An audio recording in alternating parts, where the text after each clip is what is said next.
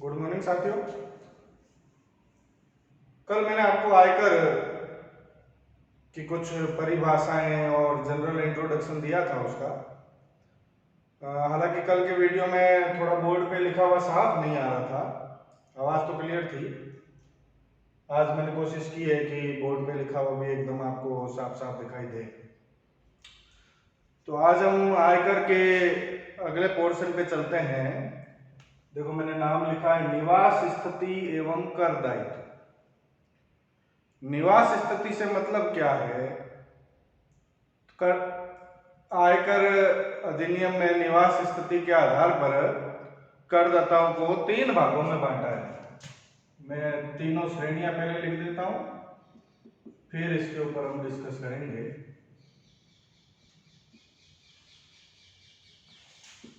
First है निवासी, resident, असाधारण निवासी, नॉट ऑर्डिनरी रेजिडेंट, और थर्ड कैटेगरी है अनिवासी, नॉन रेजिडेंट। तो अब जैसे मैंने आपको बताया था कल कि हम कई तरह के व्यक्ति मानते हैं, जिसमें मुख्य रूप से व्यष्टि, इंडिविजुअल, जिसमें हम सब आवे, हिंदू अविभाजित परिवार, फर्म, व्यक्तियों का समुदाय, कंपनियां, इन सब की निवास स्थिति के अलग अलग क्राइटेरिया है। तो कौन सी, क्योंकि कर जो लगेगा वो निवास स्थिति के आधार पर लगेगा। हो सकता है कि किसी ने कोई पैसा कमाया हो, मान लो विदेश में किसी ने पैसा कमाया। अब विदेश में किसी ने पैसा कमाया तो निवासी यदि है तो उसके ऊपर कर लगेगा, और मान लो अनिवासी है तो उसके ऊपर कर नहीं लगेगा। तो मतलब इनकम टैक्स की कैलकुलेशन से पहले हमें यह जान लेना जरूरी होता है कि वो करदाता कौन सी श्रेणी में आ रहा है तीनों में से, ताकि उसकी कौन सी आय पर कर लगाया जाए और कौन सी आय पर कर नहीं लगाया जाए, ये डिसाइड हो सके। ये चीज बहुत अच्छी तरीके से ध्यान रखनी है अपने को। तो फिलहाल मैं अलग अलग जो अपने व्यक्ति है उनके निवास स्थान के बारे में चर्चा करूंगा। बड़े ध्यान से समझना है इसको, क्योंकि बेसिक टॉपिक्स है। यदि बेसिक टॉपिक्स ही क्लियर नहीं हुए तो आगे की किताब को समझने में बड़ी कठिनाई होगी। सबसे पहले हम बात करते हैं, अच्छा दूसरी बात पहले ये समझ लें कि निवास स्थिति का निर्धारण जो होगा वो गत वर्ष के आधार पर होगा। जैसे आप लोगों को पता है कि अभी वर्तमान में कर निर्धारण वर्ष कौन सा है, कल बताया था मैंने आपको 2020-21, लेकिन आय कर कौन सी आय पर लगेगा? गत वर्ष की आय पर 2019-20। तो निवास स्थिति का निर्धारण जो है वो गत वर्ष के आधार पर होगा कि पिछले वर्ष करदाता कहां कितना रहा, उसके आधार पर उसकी निवास स्थिति डिसाइड होगी। तो सबसे पहले मैं बात करता हूं, देखो व्यष्टि, इंडिविजुअल, जिसमें हम सभी शामिल हैं, जितने भी जीवित मनुष्य है वो सभी व्यष्टि में शामिल होते हैं। कल बताया भी था मैंने आपको। तो अब व्यष्टि की निवास स्थिति का निर्धारण कैसे होगा कि भाई वो निवासी है या असाधारण निवासी है या अनिवासी है? देखो इसके लिए पहले हम कुछ शर्तें लिख रहे हैं। ये इन शर्तों के आधार पर निर्धारण होना है, ये चीज अच्छी तरह समझ लेनी है। इसकी देखो एक तो है आधारभूत शर्त। आधारभूत शर्त जो है वो ध्यान रखनी पड़ेगी अपने को। आधारभूत शर्त क्या है?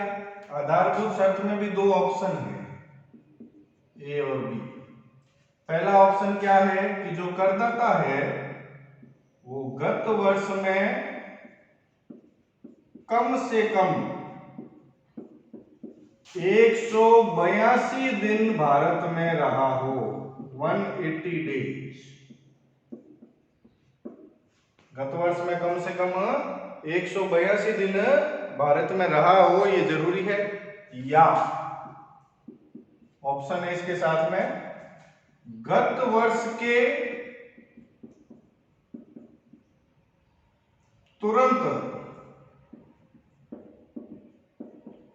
पूर्व के 4 वर्षों में 365 दिन तथा गत वर्ष में 60 दिन भारत में रहा। ये तो इसकी आधारभूत शर्त है कि भाई इन दोनों में से कोई एक शर्त पूरी हो जाती है तो हम ये कह सकते हैं कि भाई आधारभूत शर्त पूरी हो। 2 अतिरिक्त शर्तें और हैं। अतिरिक्त शर्तें कितनी हैं? 2। ये आधारभूत शर्त तो एक है और अतिरिक्त शर्तें हैं 2। पहली अतिरिक्त शर्त क्या है? गत वर्ष के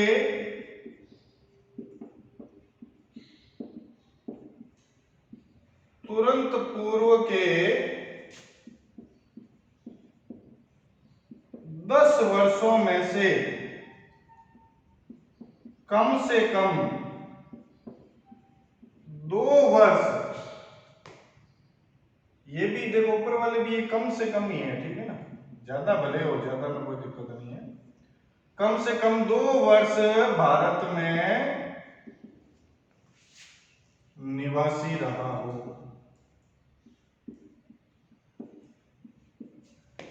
और दूसरी शर्त है कि गत वर्ष के तुरंत पूर्व के 7 वर्षों में कम से कम 730 दिन भारत में रहा।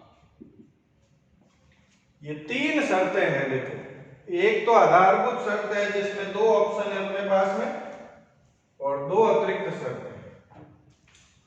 आधारभूत में दोनों में से कोई एक चीज पूरी हो जाए और अतिरिक्त शर्तें दोनों पूरी हो जाए, तो इस तरह से देखना है मेरे को। अच्छा, एक चीज ध्यान रखनी है कि आधारभूत में ये जो बी शर्त है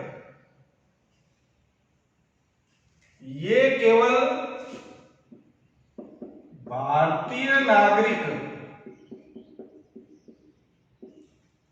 भारतीय मूल के नागरिकों के लिए ही लागू होगी।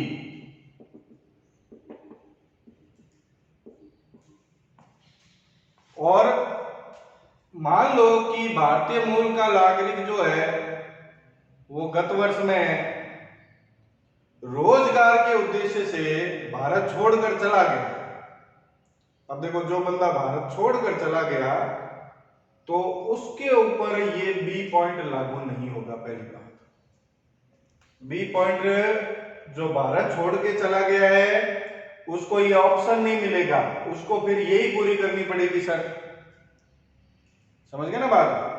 और भारतीय मूल का नागरिक भी होना चाहिए वो। तो भारतीय मूल का नागरिक किसे कहेंगे हम? भाई भारतीय मूल का नागरिक वो है जो स्वयं या उसके माता पिता या उसके दादा दादी या उसके नाना नानी भारत में या 1947 से पहले अविभाजित भारत में पैदा हुए। भाई आपको पता है 47 से पहले भारत, पाकिस्तान और बांग्लादेश तीनों एक ही थे, तो वो अविभाजित भारत था। तो किसी भी व्यक्ति के दादा दादी, नाना नानी, पिताजी या वो स्वयं 1947 से पहले अविभाजित भारत में या 1947 के बाद भारत में पैदा हुए हैं तो वो भारतीय मूल के नागरिक होंगे। और यदि भारतीय मूल के नागरिक है वो, तो उनको ये ऑप्शन मिल जाएगा। भारतीय मूल के नागरिक नहीं है, भारतीय नागरिक नहीं है, तो उनको ये ऑप्शन नहीं मिलेगा। ये चीज अच्छी तरह से ध्यान रखें। अब देखो, ध्यान से सुनो। यदि कोई करदाता पहली शर्त पूरी करता है, पहली शर्त में दो ऑप्शन है, दोनों ऑप्शन में से कोई एक ऑप्शन पूरा कर देता है तो हम कह देंगे वो पहली शर्त पूरी कर रहा है। दो ऑप्शन क्या है? गत वर्ष में कम से कम कितने दिन भारत में रहा हो? 182 दिन, या गत वर्ष के तुरंत पूर्व के 4 वर्षों में कम से कम 365 दिन, या गत वर्ष में कम से कम 60 दिन भारत में रहा है। तो इन दोनों में से यदि एक शर्त को पूरी कर देता है तो हम कहेंगे उसने आधारभूत शर्त पूरी कर दी है। और दो अतिरिक्त शर्तें हैं। पहली अतिरिक्त शर्त अपनी क्या है कि गत वर्ष के तुरंत पूर्व के 10 वर्षों में कम से कम 2 वर्ष भारत में नागरिक निवासी रहा। मतलब कि गत वर्ष के पहले के जो 10 साल है उसमें कम से कम 2 साल उसने आधारभूत शर्त पूरी कर दी। कम से कम 2 साल उसने आधारभूत शर्त पूरी कर दी है तो हम कह लेंगे कि अतिरिक्त शर्त नंबर 1 पूरी हो गई। और अतिरिक्त शर्त नंबर 2 कब पूरी होगी? जब गत वर्ष के तुरंत पूर्व के 7 वर्षों में कम से कम 730 दिन यदि भारत में रहा है तो ये अतिरिक्त शर्त नंबर 2 पूरी हो जाएगी। तो आधारभूत शर्त कितनी है? 1, जिसमें 2 ऑप्शन है, दोनों में से कोई एक चीज पूरी हो जाए तो हम कहेंगे आधारभूत शर्त पूरी होगी। और अतिरिक्त शर्तें कितनी है? 2। अब देखो, कुल मिला के ये तीनों शर्तें जो व्यक्ति पूरी कर देता है, मतलब आधारभूत शर्त भी पूरी कर दे और अतिरिक्त शर्तें भी पूरी कर दे, तो उसको हम कहेंगे निवासी, रेजिडेंट है वो भारत में। तीनों शर्त पूरी हो गई। मान लो किसी ने आधारभूत शर्त पूरी कर दी है, कौन सी? आधारभूत, लेकिन अतिरिक्त शर्तें पूरी नहीं की। दोनों अतिरिक्त शर्त एक पूरी कर दी, एक नहीं की है, तो भी हम कहेंगे अतिरिक्त शर्त पूरी नहीं हुई। दोनों पूरी होनी जरूरी है। तो मान लो कि किसी ने आधारभूत शर्त पूरी कर दी है लेकिन अतिरिक्त शर्तें पूरी नहीं की है, तो उसको हम कहेंगे असाधारण निवासी।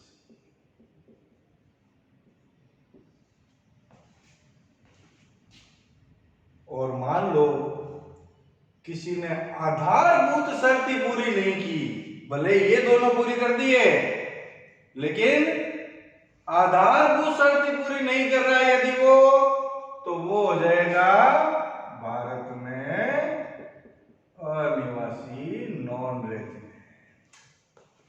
समझ में आ गई बात? यदि आधारभूत शर्त पूरी करता हो, तीनों शर्तें पूरी करता हो, तब तो क्या हो जाएगा? निवासी। आधारभूत पूरी कर दी, बाकी पूरी नहीं कर रहा है, असाधारण निवासी। आधारभूत ही पूरी नहीं कर रहा है, भले बाकी पूरी कर दी है, तो वो क्या होगा? अनिवासी। अब सवाल ये उठता है कि भाई दिनों की गणना कैसे की जाए? कोई व्यक्ति एक किसी तारीख को भारत से गया है, बाहर घूमने के लिए, किसी भी काम के लिए गया हो, और वापस भारत में एक दिन वापस आया है, तो जिस दिन भारत से गया और जिस दिन भारत में आया, उन दोनों दिनों को शामिल करेंगे या नहीं करेंगे, ये भी ध्यान रखना जरूरी है। यदि आपको समय दे दिया जाता है कि भाई इतने बजे गया और इतने बजे आया, तब तो आप क्या करोगे? उन दोनों दिनों के आने के दिन के और जाने के दिन के घंटे काउंट कर लेंगे। 24 घंटे यदि हो जाते हैं तो एक दिन मान लेंगे, 24 घंटे नहीं हुए तो एक दिन नहीं। और मान लो समय नहीं दिया जाए कि भाई कितने बजे गया और कितने बजे आया, तो फिर आने का दिन भी शामिल होगा और जाने का दिन भी शामिल होगा। ये चीज विशेष रूप से ध्यान रखनी है अपने को।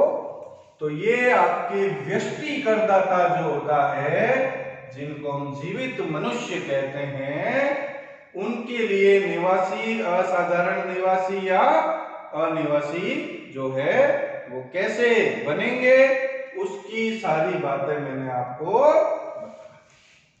क्लियर है। अब निवासी के बाद में, व्यष्टि के बाद में हम अगला पॉइंट लेते हैं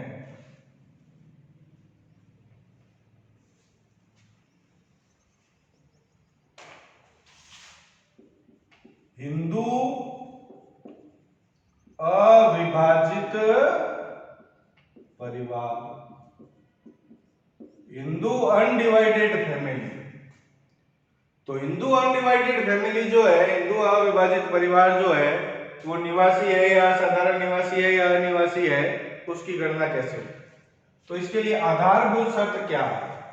आधारभूत शर्त है कि परिवार के कार्यों का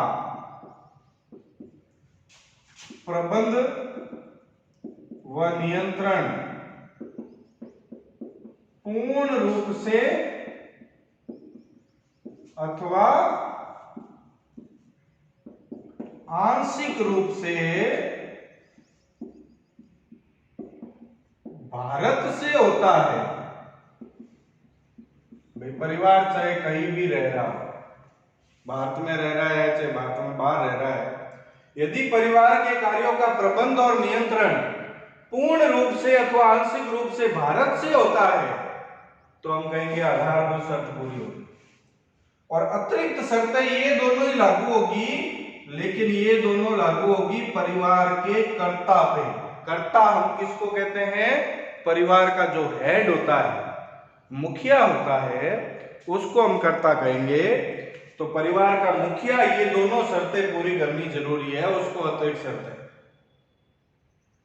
समझ आ गई? भाई परिवार का मुखिया गत वर्ष के तुरंत पूर्व के 10 वर्षों में से कम 2 वर्ष भारत में निवासी रहा हो, मतलब कम से कम 2 बार आधारभूत शर्त पूरी की हो। और परिवार का मुखिया जो है, कर्ता जो है, गत वर्ष के तुरंत पूर्व के 7 वर्षों में से कम 730 दिन भारत में रहा। तो अब कौन सा परिवार निवासी है, कौन सा असाधारण निवासी है, कौन सा अनिवासी है? तो सेम ही चीज है। देखो, जो परिवार तीनों शर्तें पूरी कर रहा है वो क्या हो जाएगा? निवासी हो जाएगा। जो आधारभूत शर्त पूरी कर रहा है लेकिन अतिरिक्त शर्तें पूरी नहीं कर रहा है वो क्या हो जाएगा? असाधारण निवासी हो जाएगा। और जो आधारभूति पूरी नहीं कर रहा है, भले अतिरिक्त शर्तें पूरी कर दी है, तो वो क्या हो जाएगा? अनिवासी हो जाएगा। तो हिंदू विभाजित परिवार की निवास स्थिति का जो निर्धारण है वो इस प्रकार किया जाएगा। चलो आगे बढ़ते हैं।